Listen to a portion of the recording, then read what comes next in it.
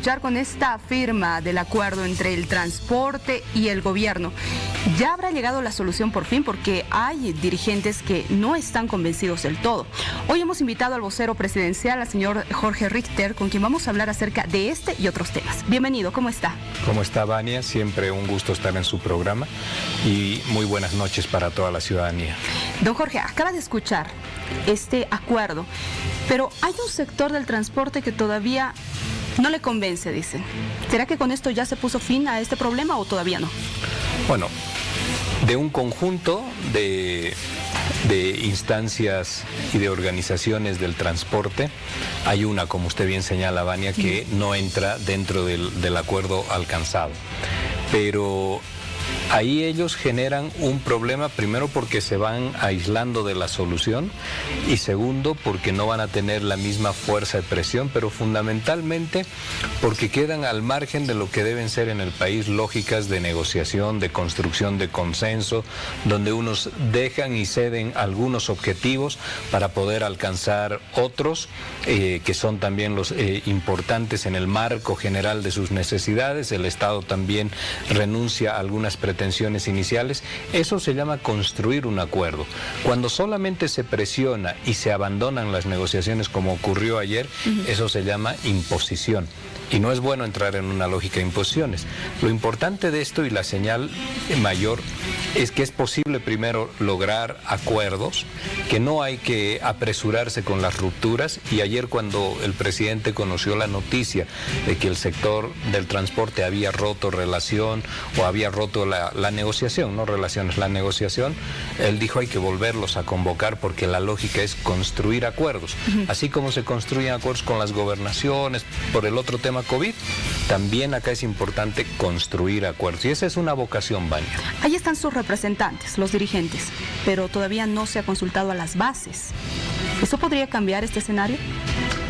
Hasta que las bases finalmente den su visto bueno, la venia y validen lo que ha significado esta negociación, siempre puede esperarse alguna modificación del escenario. Pero ya esto es bastante importante. Lo fundamental, más allá de que significa económicamente un beneficio para muchos otros sectores, como dice el ministro Montenegro, lo fundamental es poder mostrar una voluntad y una vocación de diálogo, no solo del gobierno, también desde los sectores. Y eso es lo que hay que rescatar. Ahora, para que la gente lo entienda bien, no es una ampliación del diferimiento. Lo que se está ampliando es el periodo de gracia, ¿no? Así es.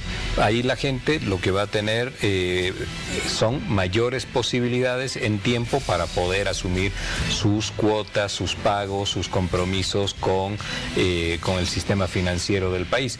También sin dejar en riesgo la estabilidad que puede sufrir el sistema financiero, la banca, etcétera. Es importante estas soluciones que finalmente pueden ser intermedias en el concepto final, porque también hay que pensar que el país viene de una profunda crisis económica, con recesión, con posibilidades de trabajo disminuidas, no plenas ni absolutas, como se tiene en un momento de estabilidad. Entonces es bueno ir encontrando, sobre todo ir encontrando soluciones. Ahora, don Jorge, la Confederación del Transporte Pesado ha dicho no a este acuerdo. Ha confirmado que no están de acuerdo justamente con estas disposiciones, con esta firma. Y anuncian paro. Exacto. ¿Se los va a convocar nuevamente al diálogo? ¿Qué se va a hacer? Se va a analizar la jornada de hoy y posiblemente se los va a volver a convocar a que asistan a un diálogo. ¿Por qué, Vania? En la lógica de construcción de un Estado, de gobernabilidad, de estabilidad social y de estabilidad política, el eje central es poder establecer acuerdos, negociaciones, conversaciones y acercamiento de partes. Ese ejercicio no se puede agotar nunca. Eso es importante. Y en esta perspectiva, como le comento, el día de ayer el presidente, cuando conoce esta situación, dice hay que volverlos a convocar, porque hay que seguir dialogando, hay que construir diálogo, y esa es la vocación y esa es la característica que el presidente le quiere imprimir a su gobierno, y por ahí va seguramente también a transcurrir lo otro. Bien, avancemos con otros temas. El coronavirus, otro problema para nuestro país. El mayor en este momento. Sin duda, sí, el tema de la salud creo que es la prioridad, ¿no?, de todos. ¿Cómo vamos con el tema de las vacunas? 5 millones de dosis que van a llegar a Bolivia. Bueno, el día de hoy se ha conocido, el presidente lo ha presentado, se ha firmado ya un contrato con la gente, con el laboratorio AstraZeneca. Este forma parte de lo que ha sido la investigación de la Universidad de Oxford y trabajan con producción hindú, ¿no? Esto es importante porque al país le va a significar 5 millones de vacunas. Más. Tenemos 5.2 millones de vacunas del laboratorio Gamaleya, de la vacuna Sputnik. Tenemos 5 millones ahora, ya tenemos ahí 10.2. Y tenemos comprometidos 5.1, le estoy dando números redondos, 5.1 del plan o del programa COVAX. Con todo esto, que son 15.3 millones, alcanza 15.4 también, en números redondos, como le digo. Con eso logramos el 100% de las vacunas que el país necesita para la inmunización de todos los bolivianos. ¿Quiénes no se vacunan, don Jorge? Los menores de 18 años, ellos no se vacunan. Y por supuesto, todo aquel boliviano que voluntariamente quiera renunciar a la posibilidad de vacuna, ¿no? Pero la noticia de hoy, que es lo central del tema, es que hemos resuelto esta cuestión tan difícil de poder tener vacunas para todos los bolivianos. Y eso va a ser hasta mitad de año. Ahora, don Jorge, ¿cómo va a ser esta etapa de la vacunación? Primero, cuántas dosis se van a aplicar, cómo se va a hacer la distribución, y esto hay que dejarlo muy claro. Las 2 dosis van a ser de forma gratuita, es decir, la persona que se vacune la primera está obligado a hacerse aplicar la segunda. Así es. Todo el proceso de vacunación para la ciudadanía es absolutamente gratuita, toda. La primera dosis entre 21 días y 28 días, en ese tiempo la segunda dosis, que también es gratuita, se llevará un registro ahí donde la persona realiza su vacunación, después la segunda dosis, etcétera. Todo este proceso es gratuito. Como que gratuitas son también las pruebas antígeno nasales hoy en día. No tienen que pagar absolutamente nada, ni en municipios, ni en gobernaciones, ni en ningún centro hospitalario que sea del primer, segundo y tercer nivel. Ahí no se paga esto, es gratuito. Ahora, ¿cómo se distribuyen? En el mes de enero están llegando 6.000 dosis de la vacuna Sputnik 5.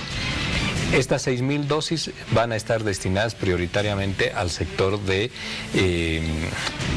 al sector médico, porque son quienes están más expuestos al contagio.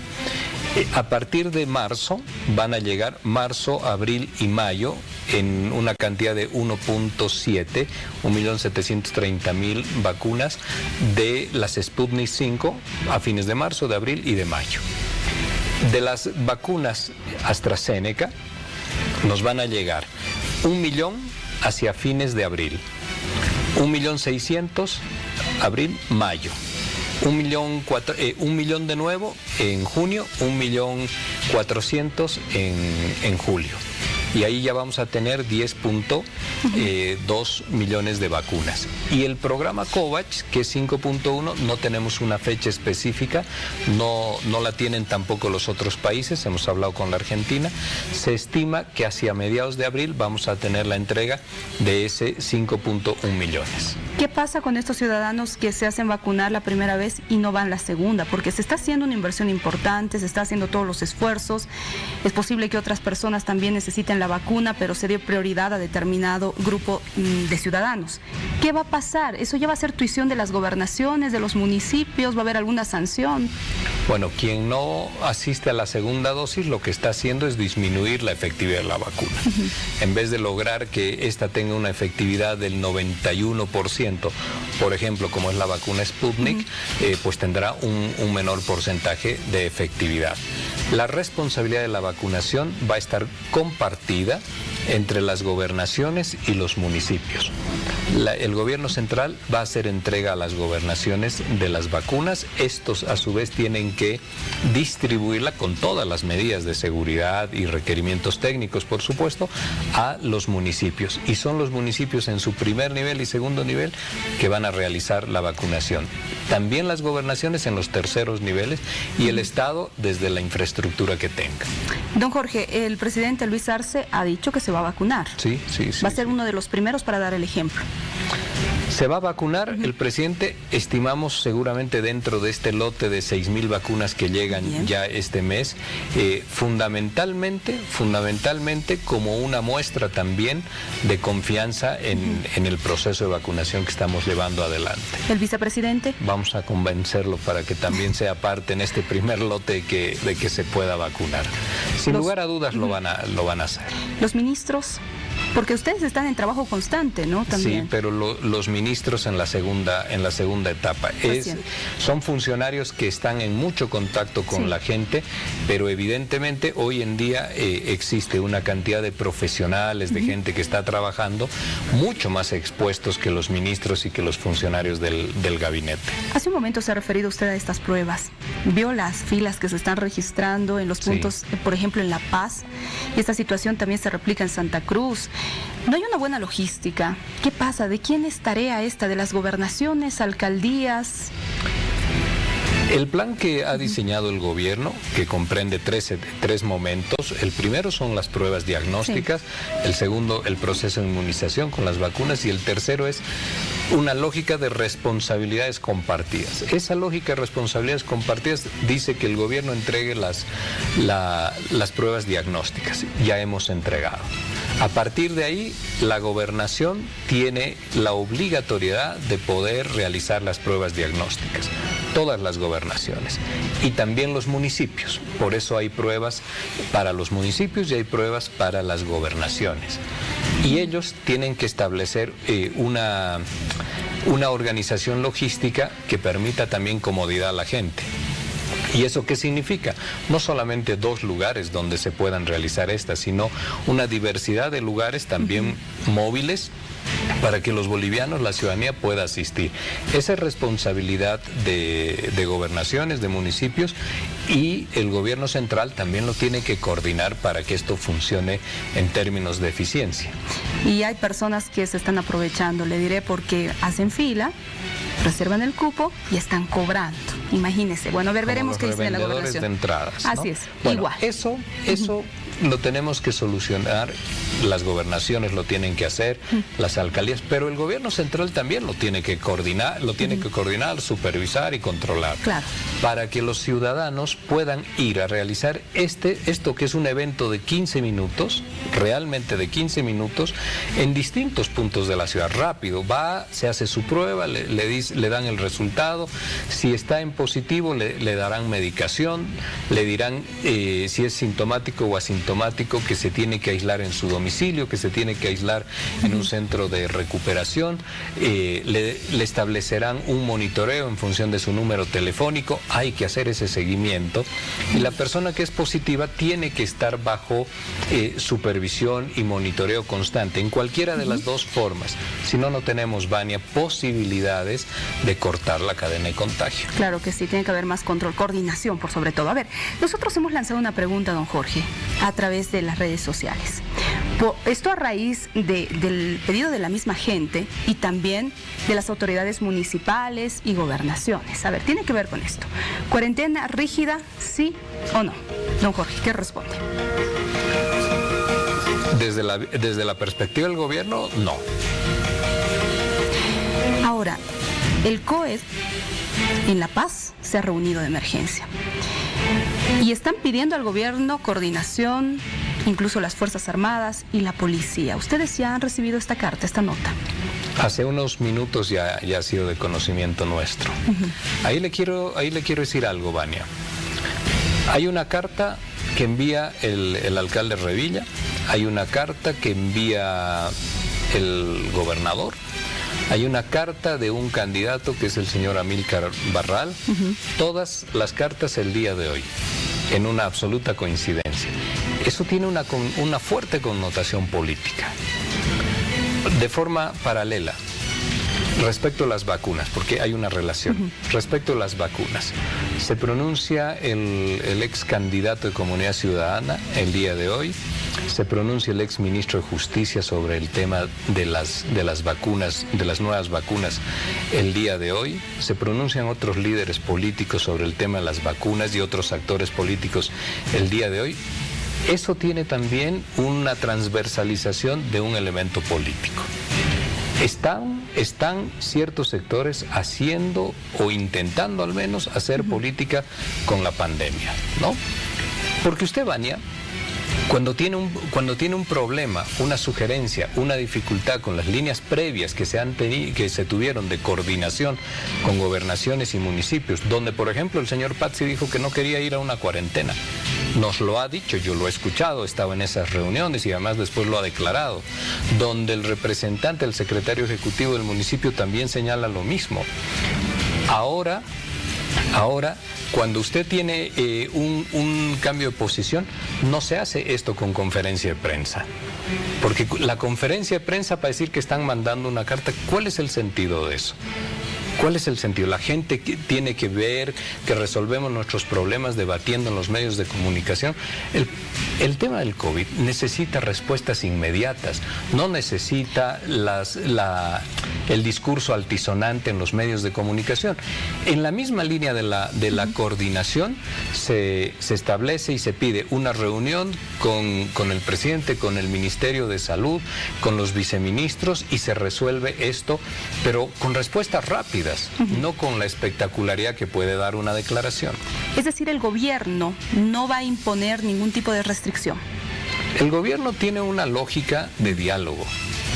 El gobierno tiene una lógica de diálogo. Hemos invertido desde el 23 de diciembre a la fecha mucho esfuerzo en poder construir esto. Ahora, se tienen las vacunas, alguien dice que ya no es importante las vacunas. Se tienen las pruebas diagnósticas, alguien dice que ya no es necesaria la prueba diagnóstica, que todo lo que hay que hacer es reforzar las UTIs. Las UTIs, Vania, son el último eslabón de la atención. Lo que necesitamos es siempre, esto lo dice cualquier médico, poder detectar el contagio en su etapa inicial para medicar, para aislar, para monitorear cuando la salud de la persona no está descompensada. Cuando esa salud se descompensa a causa del avance del contagio, pues hay que llevar a la persona ya a la unidad intensiva. Ahí tenemos mayores debilidades, sí, pero no podemos estar en la lógica de que esto no importa la prueba para que se sature la unidad de terapia intensiva. Ya están saturadas. Pero claro, porque durante muchísimo tiempo, meses de meses, no tenemos estadísticas que nos puedan decir cuántos son los asintomáticos, cuántos los sintomáticos. Si usted tiene un pico de gente con sintomatología, 3.000, 4.000 personas, llámese, o 2.000 como en los otros momentos, Vania, eso va a repercutir sobre las UTIs entre 7 y 10 días después, porque es cuando se manifiesta el contagio de forma ya alarmante. Entonces usted puede prever lo que está sucediendo en las UTIs, pero todo el esfuerzo está únicamente, mire usted, está únicamente en decir necesitamos equipar, ¿y por qué no se atiende a la gente en la etapa primera cuando todavía tienen la fortaleza física? Para ir cerrando, don Jorge, por favor, entonces, ¿qué va a responder el gobierno a estas solicitudes, a estas cartas? Vamos, en estas horas siguientes todavía se va a trabajar hasta más tarde para tener una posición al respecto. Seguramente mañana la vamos a dar a conocer, pero debo expresarle algo, que es una preocupación muy profunda del gobierno en el sentido de que en las reuniones no son negociación, de coordinación con quienes hoy han firmado estas cartas, se ha establecido trabajar en una línea de comunicación, de complementación de esfuerzo entre el gobierno central y los gobiernos subnacionales, de compromisos asumidos para poderle dar al ciudadano seguridad, de que ahora que tienen ya las pruebas diagnósticas, que ya tienen las vacunas garantizadas, pues lo que les queda es trabajar, no tanto hablar y hablar por los medios. Hay que trabajar y hay que dar respuestas, y esto no están haciendo. Sería mucho más positivo para el país en términos de resultados que dejemos de llevar la discusión a los medios y a las conferencias de prensa para decir presento una carta, etcétera, y poderse sentar a encontrar verdaderamente soluciones o sus planteamientos nuevos. Pero hoy en día las pruebas diagnósticas, el aislamiento en centros de recuperación o en domicilio y el monitoreo es una responsabilidad que ya la conocían y que la tienen que asumir, y parece que no lo están queriendo hacer. Bien, don Jorge, enmarcado en lo que usted acaba de señalar hace un momento, de que prima el diálogo, nos imaginamos que los van a llamar para poder hablar sobre este tema. Vamos a esperar a mañana, ¿sí? A llamar a la gobernación y a la alcaldía. No, por supuesto que sí, les vamos a manifestar que ellos tienen un compromiso de otras características asumido con nosotros, que lo hemos expresado en conferencias de prensa, pero que no podemos ir dilatando el tiempo hasta tener, Vania, el escenario ideal, donde tengan 150,000 UTIs, 100,000 personas trabajando. Esas situaciones ideales no llegan. Estamos en una situación de crisis, de emergencia, y en la emergencia lo que se requiere es trabajar. El gobierno ha pasado, permítame solo decir esto, el gobierno ha pasado del anuncio de decir vamos a contratar, vamos a comprar pruebas, vamos a comprar vacunas, a los hechos reales. Ya hemos traído las pruebas, no nos ha llevado un año como en la gestión pasada, ya hemos traído las pruebas, ya se las hemos entregado, ya hemos firmado para que el país en su conjunto tenga vacunas, saben cuándo van a llegar estas vacunas, tienen que ponerse también a trabajar, porque hay que tener empatía con el sufrimiento que está teniendo la gente. Y asumimos que todavía nos falta mucho por hacer, no hemos concluido. Tenemos que apoyar en UTIs, tenemos que apoyar todavía en personal de salud. Y estamos trabajando en esto, y tenemos nuestra autocrítica, no estamos yendo seguramente con toda la rapidez que quisiéramos, pero la autocrítica, pero no se puede solamente basar en un problema, esto es integral. Bien, don Jorge, le agradezco mucho por su tiempo, veremos qué es lo que sucede mañana y la respuesta del gobierno. Que le vaya muy bien. No, en todo caso, siempre, Vania, mi agradecimiento es con ustedes y buenas noches a toda la gente. Buenas noches, don Jorge.